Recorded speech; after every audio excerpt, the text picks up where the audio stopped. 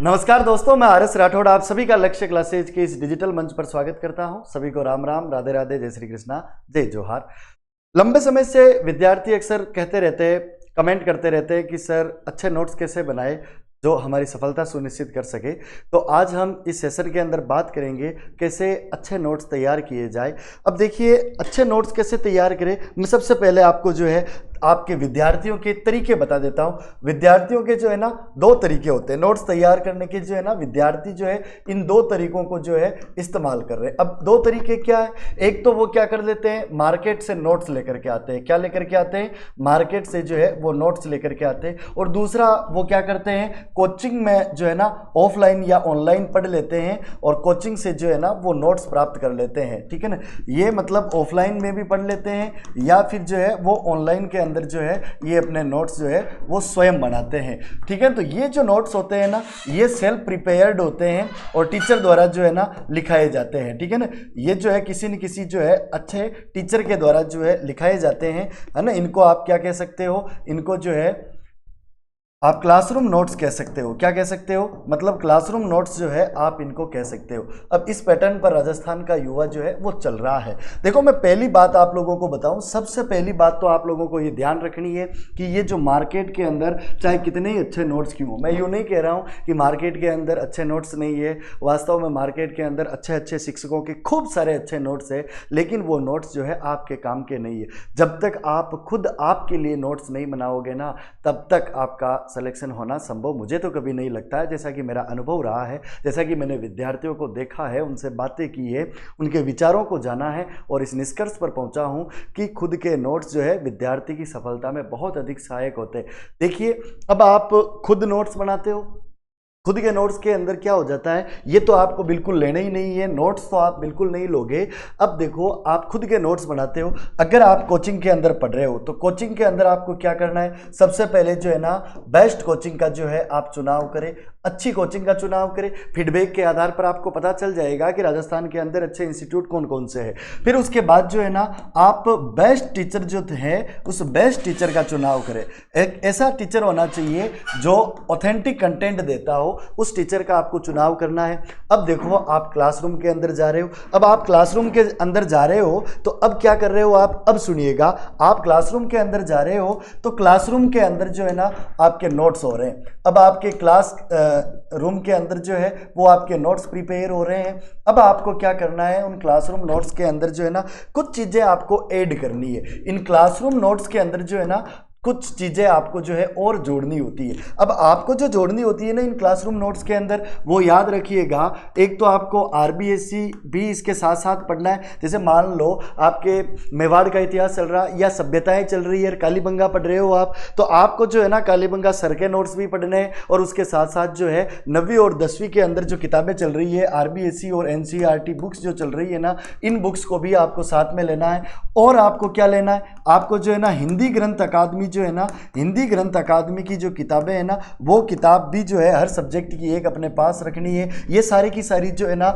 ये मूल पुस्तकें हैं, ये सारी क्या है बोलो, मूल पुस्तकें हैं। इसके अलावा जो है ना आपको ले लेनी है एक कोई मार्केट के अंदर जो बेस्ट गाइड होती है ना वो ले लेनी है। इससे ज़्यादा जो है ना अपने रिसोर्सेज मत रखना, क्योंकि अगर हमने अपने रिसोर्सेज ज़्यादा बना लिए, अगर बहुत ज़्यादा बुक्स लेकर के आप पढ़ने लग गए तो फिर आप जो है ना कंफ्यूज हो जाओगे, इसमें ये इसमें ये इसमें ऐसे पढ़ो। आपको बस मूल पुस्तकों की ओर बढ़ना है, मूल पुस्तकों के साथ साथ एक गाइड का सपोर्ट लेना है और बेस्ट टीचर का जो कंटेंट है, ऑथेंटिक कंटेंट है, उसका आपको सपोर्ट लेना है। देखो, जो अच्छे टीचर्स होते हैं वो आरबीएससी, एनसीईआरटी और हिंदी ग्रंथ अकादमी के आधार पर ही पढ़ाते हैं और उनके अगर मार्केट में नोट्स भी आते हैं तो वो भी इसी के ऊपर आधारित होते हैं। अब देखो स्टूडेंट क्या करे, अब ये जो क्लास नोट्स है इनके अंदर सारी इंपॉर्टेंट बातें उनको मिल जाएगी, लेकिन फिर भी कुछ इंपॉर्टेंट बातें जो छूट जाती है, आपको लगता है कि यार ये बातें भी इंपॉर्टेंट है। ऐसी इंपॉर्टेंट बातों को जो है ना आप इन नोट्स के अंदर ऐड कर सकते हो। अब आपने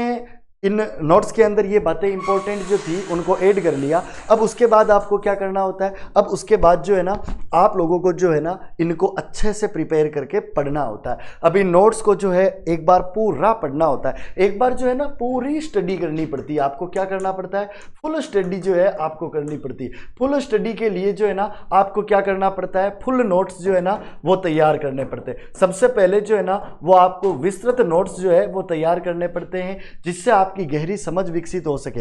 अब आपकी गहरी समझ विकसित होती है, आपने नोट्स भी प्रिपेयर कर लिए, अपने हाथों से लिख लिए। देखो अपने हाथों से लिखे हुए नोट्स का सबसे अच्छा फायदा ये है कि खुद अपने हिसाब से लिखते हैं ना तो वो हमें आराम से और आसानी से समझ में आते, वो इजी टू लर्न होते हैं, इजी टू अंडरस्टैंड होते, उनके अंदर कोई समस्या नहीं आती।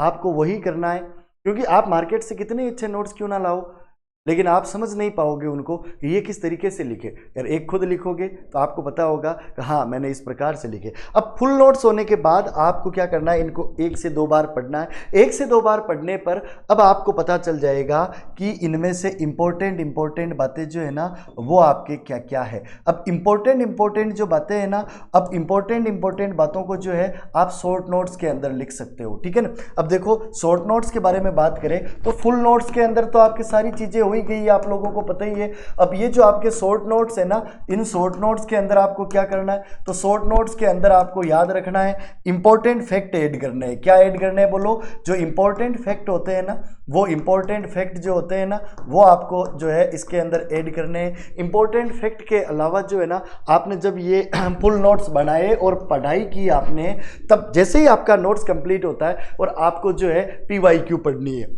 जैसे ही फुल नोट्स आपने पढ़ा, कोई एक चैप्टर पढ़ा, तुरंत बाद जो है आपको PYQ पढ़ना है। अब PYQ पढ़ोगे तो आप ये अनुमान लगा पाओगे और विश्लेषण कर पाओगे कि कौन सी चीज़ें ज़्यादा इंपॉर्टेंट है, जहां से प्रश्न एग्जाम के अंदर ज़्यादा आ रहे हैं।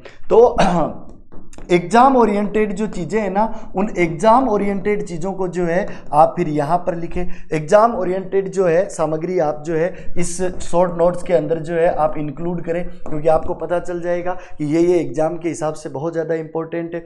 अब देखो इंपॉर्टेंट फैक्ट आपने डाल दिए, एग्जाम ओरिएंटेड कंटेंट आपने डाल दिया, और इसके बाद आपको लगता है यार इस टॉपिक के अंदर 2-3 बातें ऐसी है ना ये अक्सर मेरे को कन्फ्यूज करती है, तो कन्फ्यूजिंग फैक्ट जो है ना वो आप जो है यहाँ पर डाल सकते हो। कंफ्यूजिंग फैक्ट जो है ना ये आप डाल सकते हो। अब मान लो आपके लोक देवता आपने फुल नोट्स के अंदर बनाए हैं 20 पेज के अंदर, कितने पेज के अंदर तैयार किए हैं, 20 पेज के अंदर आपने पूरे लोक देवता अगर तैयार किए हैं। अब उन लोक देवताओं की जो मेन बातें हैं, जो इंपॉर्टेंट फैक्ट है, जो एग्जाम ओरिएंटेड फैक्ट है, जो आपको कन्फ्यूज़न करने या आपके लिए कन्फ्यूज़न क्रिएट करने वाले फैक्ट है, अब उन 20 पेज के नोट्स को जो है ना आप 4 से 5 पेज के अंदर जो है ना मिनिमाइज करें। 4 से 5 से भी कम आप 3 से 4 में उसको लेकर के आइए। अब 3 से 4 या 4 से 5 पेज के अंदर जो है इसको आप समराइज करने का प्रयास करें।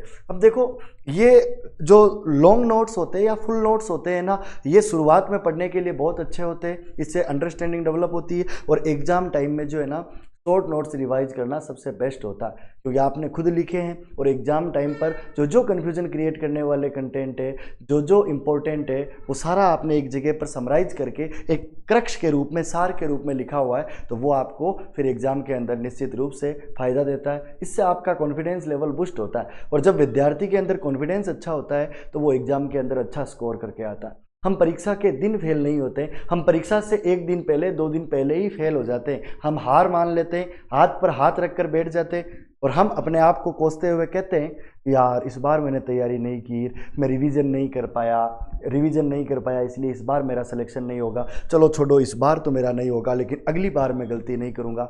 मैं इसे हमारी मेवाड़ी भाषा में बोलता हूँ, ये मसाणिया वैराग है। मसाणिया वैराग का मतलब जब हम किसी के अंतिम संस्कार में जाते हैं, हम देखते हैं व्यक्ति जीवन भर मेहनत करता रहा, संघर्ष करता रहा, है ना, अपने स्वार्थ के लिए, अपने लालच के लिए, किसी से लड़ा झगड़ा भी होगा, ये तो ह्यूमन नेचर है, होते ही रहते हैं। हम सोचते हैं कि ये क्या लेकर आया था, क्या लेकर जा रहा है, खाली हाथ आया था, खाली हाथ जाएगा। अब हम जीवन के अंदर बिल्कुल सेल्फिश नहीं बनेंगे, कोई स्वार्थ नहीं रखेंगे, किसी से नहीं लड़ेंगे, जो हो रहा है वो अच्छा हो रहा है, ईश्वर का नाम स्मरण करेंगे। लेकिन मसाणे से या शमशान घाट से आने के बाद जो है एक दिन में ही अपन ये सारी बातें भूल जाते हैं, और फिर वही बात रहे, वही चालू हो जाता है जो हमेशा होता रहता है। तो विद्यार्थी भी ये गलतियां करते हैं। देखो, एक गंभीर विद्यार्थी जो होता है वो अनुशासन में जीवन जीता है। अगर वो अनुशासन रखता है और चीज़ों को लिख लिख कर पढ़ता है, तब जाकर के उसकी सफलता सुनिश्चित होती है।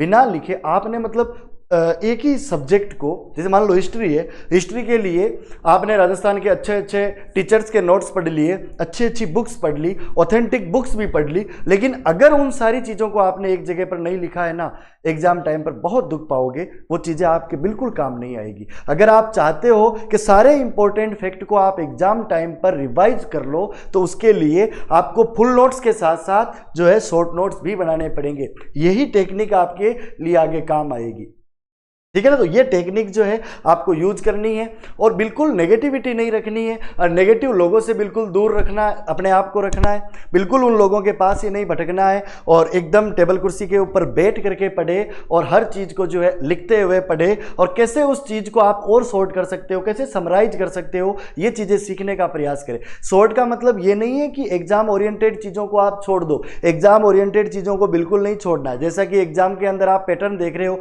कथन कारण वाले प्रश्न आ रहे हैं, तो अब वन लाइनर से काम नहीं चलेगा। केवल वन लाइनर पढ़ के जाओगे, जितना आप पढ़ के जाओगे उतना तो एग्जाम के अंदर पूछ लिया जाएगा। तो फिर वहां पर जो है डफाचूक हो जाओगे, घबरा जाओगे, ऐसा ला करे कि आप। तो बस इतना आपको ध्यान में रखना है कि पूरी ईमानदारी से अनुशासित होकर के आपको अपनी तैयारी को आगे बढ़ाना है। अगर अनुशासन के साथ पढ़ोगे ना, दुनिया पर शासन करोगे, आपको कोई नहीं रोक सकता है।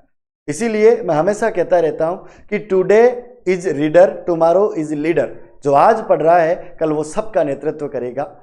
अगर आज सही समय पर आप किताबों के अंदर अपना सिर झुका लेते हो, पढ़ने लग जाते हो, एक दिन जब सफलता मिलेगी, क्या खूब ही शोर मचाएगी।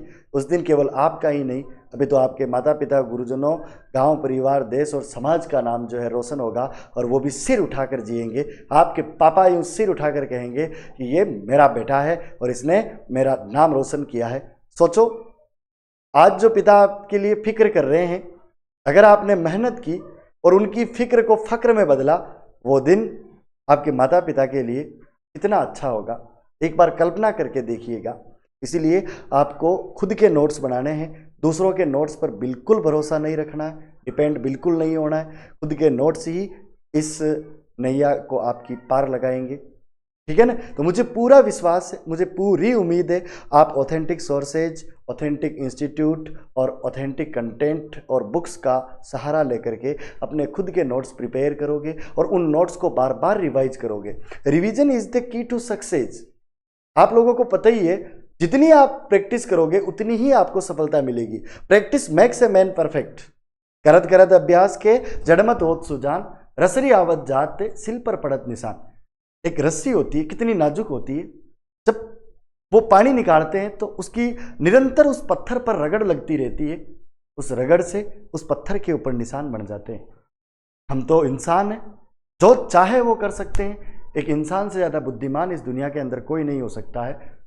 अपनी उस बुद्धि का प्रयोग करें, अपनी क्षमताओं को पहचानें, अपनी क्षमताओं का प्रयोग करें और जीवन के अंदर आगे बढ़ने का निरंतर प्रयास करते रहे, सतत प्रयास करते रहे, मेहनत करते रहे और संकल्प प्रतिदिन ले कि मैं आज ये करूँगा और उस संकल्प को शाम तक पूरा भी करें।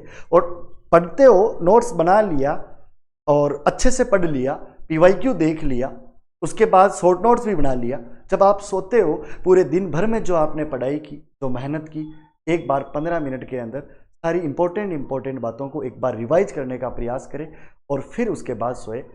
इस दुनिया के अंदर कोई आपको नहीं रोक सकता है अगर आप सेल्फ रिवीजन कर रहे हो।